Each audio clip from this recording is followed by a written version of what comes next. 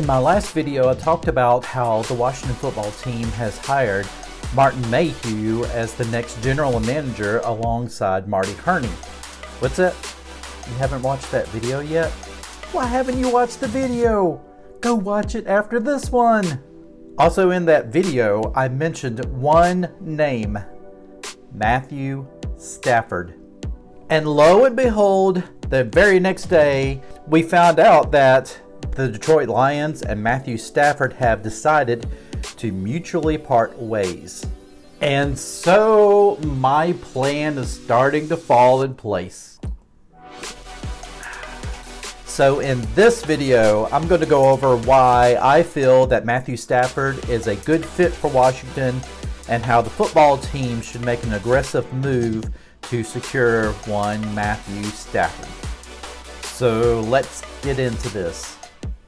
So Matthew Stafford has started 165 games in his career since 2009.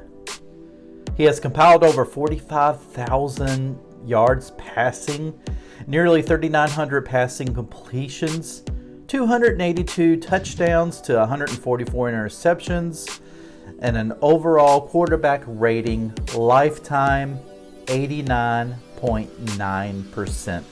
Those are pretty solid numbers for the 33-year-old quarterback.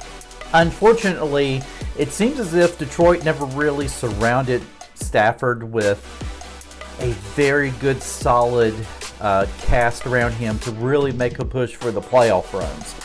Outside of guys like Megatron, Calvin Johnson, Matthew Stafford has really suffered a lot as far as just playing with no talent. And many will certainly argue that Stafford has been held back all these years playing in Detroit simply for the case that he's not really had a good supporting cast around him. And others would probably kind of point their fingers at Martin Mayhew, because Mayhew, of course, was the one who brought Matthew Stafford into Detroit. He also certainly gave him Megatron.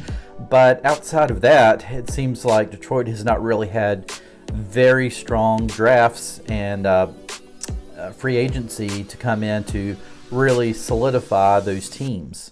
So certainly the big question is, why would Washington be a good place for Matthew Stafford? Well, certainly, as I mentioned, Martin Mayhew is the one who drafted Matthew Stafford back in 2009. So there's already good working relationship there. I think also when you look at the Washington's team in general, we have some very good pieces already in place. Certainly we need some more wide receivers, but Stafford would already have Terry McLaurin to pass to. He's got a good emerging tight end and Logan Thomas. And then, of course, in the backfield, you've got Antonio Gibson and J.D. McKissick. So there are some pieces already in place for Matthew Stafford. And the offensive line has actually, in my mind, this year, I think the offensive line really played very well. They didn't have a Pro Bowl left tackle that it seems like we have been so used to having for the past several years. You know, it was Chris Samuel, and then after Chris Samuel, it was Trent Williams. So we have always seemed like at any spot that we have always excelled in, it's been that left tackle spot.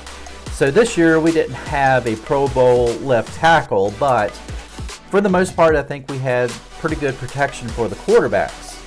And you also got to remember, a lot of sacks that were given up were by quarterbacks who either just didn't have the mobility with Alex Smith or just held on to the football a little too long, Dwayne Haskins.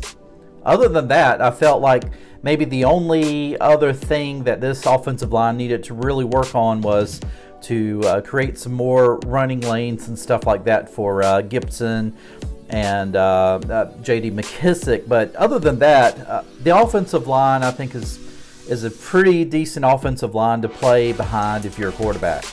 So that would be one reason, well, two reasons actually rolled up in one. Decent offensive line and some pieces in place, some weapons for Matthew Stafford. The next reason, of course, Ron Rivera. Who does not want to play for Ron Rivera? I mean, he's taken a 3-13 team and turned them around basically in 1 year, got them into the playoffs. Yes, I realized they were only 7-9, but they won their division as bad as it was. They got into the playoffs. Nobody expected this team, honestly, to win more than 1 or 2 games this past season. And if you look at the games that Washington did lose, they could have easily been 10-6. So Ron Rivera has done an excellent job. So why would Stafford not be a good pick for Washington? Well, certainly his age. He's 33 years old. You're thinking he probably has maybe 5 really good years left in him, as assuming he doesn't get injured or anything like that. So 5 years. 5 years is really not a very long time in pro football years, it seems like. So you're not going to have a quarterback with you for 10 years. So you're still going to have to think in terms of the future quarterback, even though if you do go out and you get Matthew Stafford. But if you're in the mode of wanting to win now, then certainly he's a great choice. But if you're trying to build something that is going to be future-proof, it's going to be a team that's going to be the next New England Patriots, then Matthew Stafford, like I said, he's going to give you maybe 5 good years. At that point, he's going to be 38 years old. We all know, in today's standards, quarterbacks are playing longer. You got Tom Brady, 43 years old, and in the Super Bowl. You've got Drew Brees, which we may have seen the last of him, but obviously played into his 40s. You've got Ben Roethlisberger, who is coming back next year for another season at 39. So you do have quarterbacks who are playing up to as close to 40 or past 40. So that may be the case with Matthew Stafford as well. It may be to where you do get him and you get him for 8 years. You get him for 10 years. I doubt if you're going to get him for 10 years. I doubt he's going to play to 43. But like I said before, I think you are going to get him for a good 5 years. And with all of that, it's not going to be cheap to get Matthew Stafford. Matthew Stafford is a franchise quarterback. I mean, let's just say it like it is. He is a proven franchise quarterback. He has not been the reason why Detroit has been so awful in the past several years. He's really been the reason why they even win games. So with that being said, everybody knows the price tag that's going to be on Matthew Stafford. It's not going to be cheap to get him. You may have to give up some players and draft picks to get him, and then of course sign him to a good monetary contract. Now I'm sitting here and I'm like, okay, I can already tell you players that are off premises or just hands off, and that would be certainly Chase Young, Montez Sweat, Antonio Gibson, guys like that. No, you are not going to give up those guys. You're probably going to have to give up some first-round draft picks, maybe even some second-round draft picks. So at that point, does it become worth it to give up a first-round draft pick for Matthew Stafford?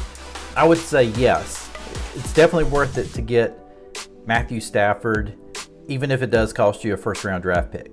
So that is my story. That is how I feel about Matthew Stafford. If you like this video, please consider giving me a like. Let me know in the comments section, what do you think? Do you think that we should make an aggressive run for Matthew Stafford? Yes or no? And if you also like this channel, please consider subscribing. We're going to have some more content on the way. And with that, I hope you guys have a great day and great week.